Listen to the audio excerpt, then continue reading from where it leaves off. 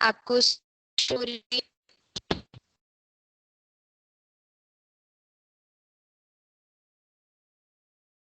yes to this to all. Yes, ma'am. Okay, today we will Yes, do inflation and what are the types of inflation. So inflation the prices में हो जाता है, time to time price बढ़ता ही जा रहा है, that is inflation. और आपकी जो मनी की रियल वैल्यू है वो डिक्रीज होती जा रही है। आप सुनते होंगे कि कुछ चीजें ऐसी हैं जो आप अपने करते हो कि हमारे टाइम में बहुत कम प्राइस में मिलती थी, अब वही सेम वो क्या है, ड्यू टू इन्फ्लेशन वो हो रहा है। इन्फ्लेशन क्या है, जब जनरल प्राइस लेवल में इंक्रीज आता जाता है और आपकी जो मनी की रियल वैल्यू है वो डिक्रीज होती जाती है। क्लियर है? Yes, ma'am. Next we have definition. Inflation क्या होता है? According to Crowther, inflation is a state in which the value of money is falling, the prices are rising. हमने ऑलरेडी पढ़ लिया है कि मनी की वैल्यू डिक्लाइन हो रही है। जो चीज आप पहले 10 रुपीज में ले सकते थे अब आपको 50 रुपीज में मिल रही है, दैट मीन अब आपकी मनी की उतनी वैल्यू नहीं है जितनी वो पहले थी, और प्राइस क्या है, बढ़ते ही जा रहे हैं। उस सिचुएशन को क्या बोलते हैं हम? इन्फ्लेशन। नेक्स्ट सम टर्म्स हैं हमारे पास जो इन्फ्लेशन से ही रिलेटेड है। First is deflation. डिफ्लेशन क्या होता है? इन्फ्लेशन तो था जब प्राइसेस में कॉन्टिन्यूअस राइज आ रहा है। डिफ्लेशन की सिचुएशन ऑपोजिट होती है इन्फ्लेशन में। इन्फ्लेशन के इसमें क्या होता है, प्राइसेस फॉल करते जाते हैं, that is deflation. Second is disinflation. Disinflation क्या होता है? जब एंटी इन्फ्लेशनरी मेजर्स को यूज किया जाता है। हम पढ़ के आए हैं एंटी इन्फ्लेशनरी मेजर्स, तो वो क्या है, जब उन मेजर्स को यूज किया जा रहा है इन्फ्लेशन को कम करने के लिए, that is the term disinflation. Third is reflation. Reflation क्या होता है? जब प्राइसेस को इंटेंशनली राइज किया जा रहा है ताकि इकोनॉमी में जो डिप्रेशन की स्टेट चल रही है उसको करेक्ट किया जा सके, that is reflation. Next we have stagflation. Stagflation क्या होता है? इसमें क्या होता है, प्राइसेस तो बढ़ रहे हैं उसके साथ साथ इकोनॉमी में अनएम्प्लॉयमेंट की सिचुएशन भी इंक्रीज हो रही है, that is stagflation. Next term we have stagnation. Stagnation क्या होता है? जब इकोनॉमी में जो ग्रोथ हो रही है वो बहुत स्लो रेट पे हो रही है या फिर कोई भी इकोनॉमिक ग्रोथ नहीं हो रही, कांस्टेंट रह रहे हैं, that is stagnation. Next is stagflation. Stagflation क्या होता है? जब राइजिंग प्राइस जो है वो राइज होते हैं रिसेशन के मिड में। इकोनॉमी में रिसेशन चल रहा है, उसके मिड में क्या हो गया, प्राइसेस राइज होने स्टार्ट हो गए, that is stagflation. Next we have types of inflation. Types of inflation को हम डिफरेंट बेसिस पे स्टडी करेंगे। So first basis we have types of inflation on the basis of coverage. Coverage के basis पे first is comprehensive inflation. Comprehensive inflation क्या होता है? जब economy में सारी commodities के price throughout the economy एक साथ इंक्रीज हो रहे हैं, दैट इज कॉम्प्रिहेंसिव इन्फ्लेशन, जिसको हम इकोनॉमी वाइड इन्फ्लेशन भी बोल रहे हैं। मतलब पूरी इकोनॉमी में इन्फ्लेशन आ रहा है, हर कमोडिटी के प्राइसेस राइज हो रहे हैं। Next we have sporadic inflation. जब फ्यू कमोडिटीज के प्राइस फ्यू रीजंस में, मतलब पर्टिकुलर एरिया में किसी किसी कमोडिटी का price due to some reason increase हो रहा है, उसको बोलते हैं हम स्पोरेडिक इन्फ्लेशन। और ये क्या होता है, सेक्शनल इन नेचर। जैसे देखो बैड मॉनसून के कारण फूड प्राइसेस, क्रॉप्स के प्राइस अगर बढ़ रहे हैं, राइज हो रहे हैं, दैट इज सेक्टोरल इन्फ्लेशन, की एक पर्टिकुलर रीजन में हो रहा है और किसी पर्टिकुलर रीजन से प्राइसेस इंक्रीज हो रहे हैं। Next we have types of on the time of occurrence. कब इन्फ्लेशन हो रहा है, कौन से टाइम पे, उसके बेसिस पे हम पढ़ेंगे। First is war time inflation. War time inflation क्या होता है? जब इन्फ्लेशन की सिचुएशन आती है वार की सिचुएशन में, इकोनॉमी में मान लो कोई वॉर की सिचुएशन हो गई है, तब उसमें क्या होता है, सारे रिसोर्सेज कम हो जाते हैं, शॉर्टेज हो जाती है रिसोर्सेज की। तो शॉर्टेज होने की वजह से प्राइसेस बढ़ने स्टार्ट हो जाते हैं, that is war time inflation. Post war inflation क्या होता है? जो वॉर के आफ्टर जो इफेक्ट वॉर के रह जाते हैं उसके बाद जो इन्फ्लेशन हो रहा है उसके इफेक्ट्स के कारण, that is post war inflation. Next is peace time inflation, जो नॉर्मल पीरियड में हो रहा है, वो पीस टाइम इन्फ्लेशन है, मतलब इकोनॉमी में पीस है, कोई वॉर की सिचुएशन नहीं है, तो उस टाइम पे जो inflation due to some other reason हो रहा है तो वो क्या होगा, पीस टाइम इन्फ्लेशन होगा। ये कैसे हो सकता है? इन केस गवर्नमेंट ने क्या किया, ह्यूज स्पेंडिंग कर दी है इकोनॉमी में, एक्सपेंडिचर ज्यादा कर दिया है, जिसमें इकोनॉमी में मनी सप्लाई इंक्रीज हो गई है, तो उसकी वजह से भी हो सकता है पीस टाइम इन्फ्लेशन। क्लियर है? Yes, ma'am. Yes, ma'am. Next, we have type of inflation on the basis of government reaction or its degree of control. मतलब गवर्नमेंट अपने लेवल पे कितना कंट्रोल कर रही है इन्फ्लेशन को, उस बेसिस पे। First is open inflation. Open inflation क्या होता है? जब गवर्नमेंट की तरफ से कोई भी स्ट्रिक्ट एक्शन नहीं लिया जा रहा इन्फ्लेशन को कंट्रोल करने के लिए, दैट इज ओपन इन्फ्लेशन। जैसे प्राइजेस बढ़ रहे हैं इकोनॉमी में, अपने अकॉर्डिंग वो चल रहे हैं, उसको चलने दिया जाता है, उनको कंट्रोल करने की कोशिश नहीं की जाती, that is open inflation. Next is suppressed inflation. Suppressed inflation होता है जब गवर्नमेंट की तरफ से कुछ मेजर्स अडॉप्ट किए जाते हैं ताकि इन्फ्लेशन को कंट्रोल किया जा सके, दैट इज सप्रेस्ड इन्फ्लेशन, और इसको रिप्रेस्ड इन्फ्लेशन भी बोलते हैं। Next, we have types of inflation on the basis of rising prices. Rate of inflation means कितने रेट से इन्फ्लेशन इंक्रीज हो रहा है, उसके बेसिस पे भी कैटेगराइजेशन की गई है। First is creeping inflation. Creeping क्या होता है? स्लो स्लो चलना। जब प्राइसेस धीरे धीरे बढ़ रहे हैं और प्राइसेस के बढ़ने की जो परसेंटेज है वो 0 से 3% के विद इन लाई कर रही है, मतलब पिछले प्रीवियस प्राइस से कंपेयर किया जाए तो प्राइसेस में अगर सिर्फ 3% तक के चेंजेस आ रहे हैं per year, that is called creeping inflation. Chronic inflation होता है अब जो क्रीपिंग इन्फ्लेशन कॉन्टिन्यूसली इंक्रीज होता ही जा रहा है, रुक ही नहीं रहा इंक्रीज होने से, लॉन्गर पीरियड ऑफ टाइम, बहुत ईयर से वो बढ़ ही रहा है प्राइस, तो उसको क्या बोलते हैं? क्रॉनिक इन्फ्लेशन बोलते हैं, जब कॉन्टिन्यूस मूवमेंट रहती है प्राइसेस में इंक्रीज होने में। Next we have walking inflation. Creeping में हमने पढ़ा था कि अगर 3% तक का चेंज आ रहा है प्राइसेस में, वो 3% तक इंक्रीज हो रहे हैं, that is creeping inflation.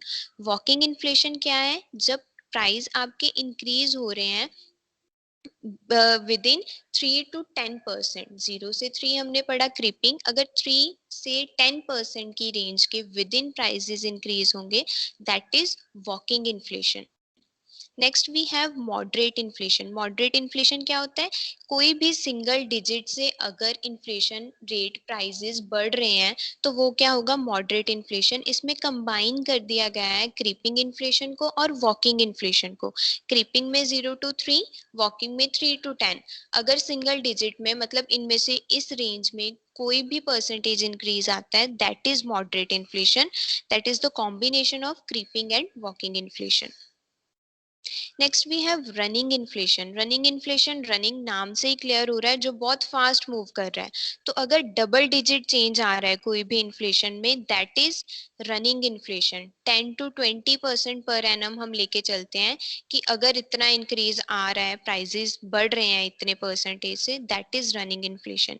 Next we have galloping inflation. जब प्राइजेस ट्रिपल डिजिट से इंक्रीज हो रहे हैं तो उसको बोलते हैं गैलोपिंग इन्फ्लेशन। जैसे कोई प्राइस आपके 400% बढ़ गए, 999% बढ़ गए, दैट इज गैलोपिंग इन्फ्लेशन।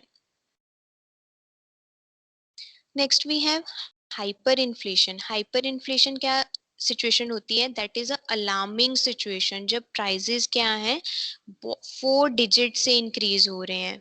आपका जो इन्फ्लेशन का रेट है वो 4 डिजिट परसेंटेज से इंक्रीज हो रहा है, जो कि बहुत ही अलार्मिंग सिचुएशन होती है एक इकोनॉमी के लिए, तो उस सिचुएशन को बोलते हैं हाइपर इन्फ्लेशन।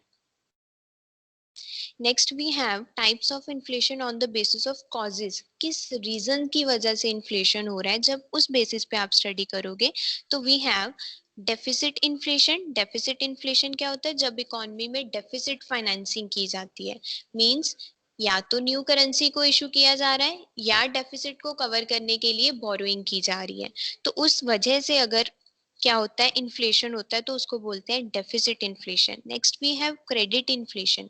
क्रेडिट इन्फ्लेशन कब होता है? जब बैंक्स क्या है, एक्सेसिव बैंक क्रेडिट दे देते हैं या इकोनॉमी में मनी सप्लाई इंक्रीज हो जाती है।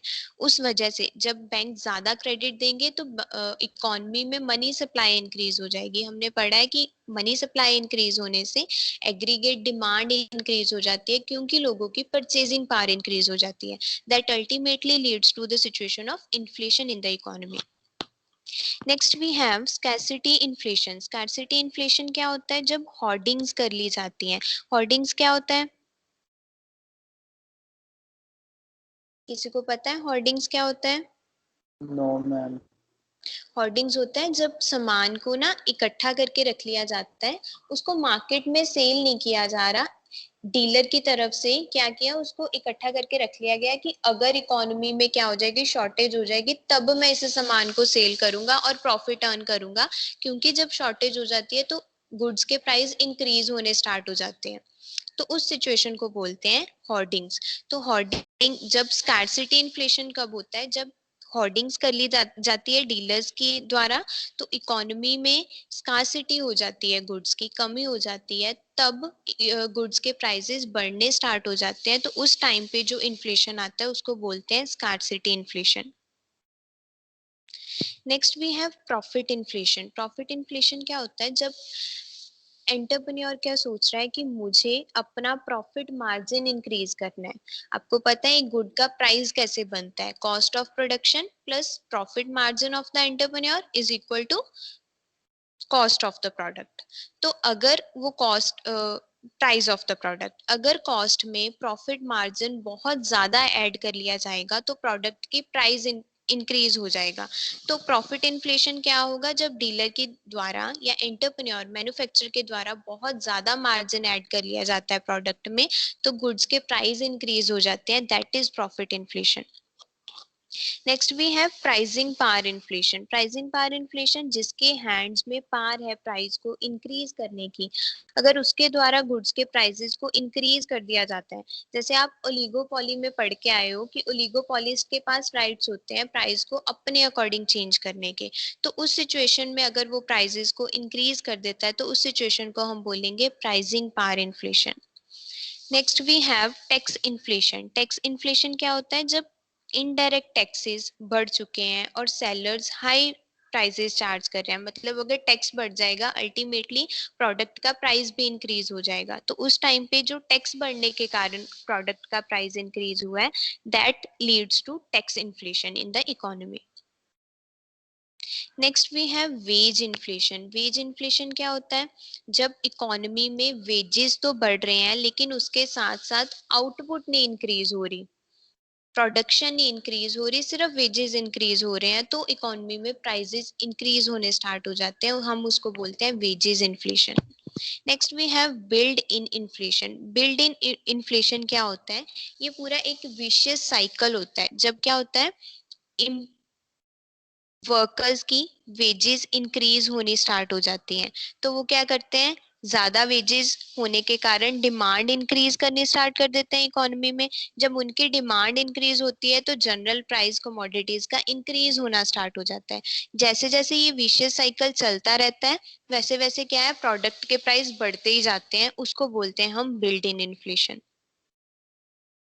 Next we have development inflation. Development inflation क्या होता है? जब इकोनॉमी में डेवलपमेंट की प्रोसेस चल रही है तो ऑब्वियस है कि गवर्नमेंट एक्सपेंडिचर हो रहा है, क्योंकि इकोनॉमी डेवलप कर रही है, इकोनॉमी में पैसा लगाया जा रहा है, तो उससे बहुत से लोगों को इनकम हो रही है। हमने फैक्टर्स ऑफ प्रोडक्शन पढ़े हैं ना, तो वहां पे फैक्टर ऑफ प्रोडक्शन को इनकम हो रही है, जिससे क्या है, अल्टीमेट इकोनॉमी में डिमांड इंक्रीज होगी और प्राइसेस क्या है, इंक्रीज हो जाएंगे, वो होगा development inflation. Next we have fiscal inflation. Fiscal inflation क्या होता है? जब गवर्नमेंट एक्सपेंडिचर ज्यादा करती है और गवर्नमेंट को रेवेन्यू कम होता है, दैट इज फिस्कल इन्फ्लेशन। तो इकोनॉमी में क्या होता है, मनी सप्लाई इंक्रीज हो जाती है, एग्रीगेट डिमांड इंक्रीज होती है, जिसके रिजल्ट क्या है, क्या होता है, इन्फ्लेशन हो जाता है इकोनॉमी में। Next we have population inflation. Population inflation, population के इंक्रीज होने से, पॉपुलेशन बहुत तेजी से बढ़ रही है, रैपिड इंक्रीज आ रहा है पॉपुलेशन में, तो वो क्या है, पॉपुलेशन इन्फ्लेशन। की पॉपुलेशन जैसे जैसे बढ़ रही है वैसे वैसे क्या है, गुड्स के प्राइसेस भी इंक्रीज हो रहे हैं, क्योंकि उतनी पॉपुलेशन को फीड फीड करने के लिए उतनी प्रोडक्शन नहीं हो पाती, इसलिए प्राइसेस इंक्रीज होते हैं। Next we have foreign trade induced inflation, जिसमें हम टू टाइप्स ऑफ इन्फ्लेशन पढ़ेंगे। First is export boom, next is import price hike inflation. First is export boom inflation. Export boom inflation क्या होगा, जब बहुत ज्यादा एक्सपोर्ट किए जाते हैं टू सम अदर कंट्री, तो होम कंट्री में गुड्स की शॉर्टेज हो जाती है, तो उस शॉर्टेज से सबकी डिमांड को फुलफिल नहीं किया जा सकता, जिसका रिजल्ट क्या होता है, इकोनॉमी में होम कंट्री में प्राइसेस इंक्रीज हो जाते हैं, that results to export boom inflation. Next we have import price hike inflation. Import price hike inflation क्या होता है, जब एक कंट्री इंपोर्ट करती है फॉरेन कंट्री से, तो इंपोर्टेड गुड्स के प्राइस इंक्रीज हो जाते हैं। जब आप इंपोर्टेड प्रोडक्ट लोगे ना, तो डोमेस्टिक कंट्री में जब वो प्रोडक्ट लेके आए हो, उसको फर्दर प्रोडक्शन के लिए यूज किया गया है, तो वो इंपोर्टेड प्रोडक्ट बन गया है, तो आपकी इकोनॉमी में उसके प्राइस इंक्रीज हो जाएंगे। तो उस वजह से जो इन्फ्लेशन आ रहा है उसको हम बोलेंगे import of price hike inflation. Next we have sectoral inflation. Sectoral inflation क्या होता है, जब किसी पर्टिकुलर सेक्टर में प्राइसेस इंक्रीज हो रहे हैं, दैट इज सेक्टोरल इन्फ्लेशन। सारे सेक्टर्स इफेक्ट नहीं हो रहे, जो गुड्स एंड सर्विसेज के प्राइस राइज हो रहे हैं वो किसी एक पर्टिकुलर सेक्टर में हो रहे हैं ड्यू टू सम रीजंस। मान लो कोई रॉ मटेरियल जो एक पर्टिकुलर इंडस्ट्री यूज कर रही है, उसका प्राइस इंक्रीज हो गया, जिससे ultimately cost of production increase हो जाएगी और प्रोडक्ट का प्राइस भी ज्यादा होगा, तो उस वजह से क्या होगा, sectoral inflation. Next we have demand pull inflation. Demand pull inflation होता है जब इकोनॉमी में डिमांड ज्यादा होती है और सप्लाई प्रोडक्ट की कम होती है, तो उस वजह से जब प्राइसेस बढ़ाए जाते हैं, that is demand pull inflation. ये कौन कौन से फैक्टर्स की वजह से हो सकता है, राइजिंग इनकम। जब इनकम लेवल इंक्रीज हो जाता है इकोनॉमी में, ऑब्वियस है एग्रीगेट डिमांड इंक्रीज हो जाती है। अब डिमांड इंक्रीज हो रही है, उसके लेवल तक सप्लाई को इंक्रीज करने में टाइम लगता है, तो उस पीरियड में जब प्राइसेस इंक्रीज हो जाते हैं उसको बोलते हैं demand pull inflation. Next we have cost pull inflation. Cost pull inflation क्या होता है, जब कॉस्ट ऑफ प्रोडक्शन बढ़ने की वजह से प्राइसेस राइज हो रहे हैं, that leads to cost push inflation, की कॉस्ट बढ़ने की वजह से गुड्स एंड सर्विसेज के प्राइस इंक्रीज हो गए हैं। Next types of inflation on the basis of expectations, कि जनरल पब्लिक क्या एक्सपेक्ट कर रही है प्राइसेस के राइज में। First is anticipated inflation. Anticipated inflation क्या होता है, जब मेजॉरिटी ऑफ पॉपुलेशन जो एक्सपेक्ट कर रही है, जो प्रिडिक्शन कर रही है, मान के चल रही है कि इतना राइज आ सकता है, उतना ही राइज आ रहा है प्राइसेस में, प्राइस उतने लेवल तक की चेंज हो रहे हैं, that is expected inflation. Unanticipated inflation क्या होता है, जब जो मेजॉरिटी ऑफ द पॉपुलेशन जो एक्सपेक्ट कर रही है या जो प्रिडिक्शन कर रही है कि प्राइसेस में इतना चेंज आएगा, उस लेवल तक का चेंज नहीं आ रहा, तो उसको क्या बोलते हैं, अनएंटिसिपेटेड इन्फ्लेशन। जो हम नहीं सोच सकते कि इतना इन्फ्लेशन बढ़ सकता है, लेकिन वो बढ़ गया, इंक्रीज हो गया। So this is all about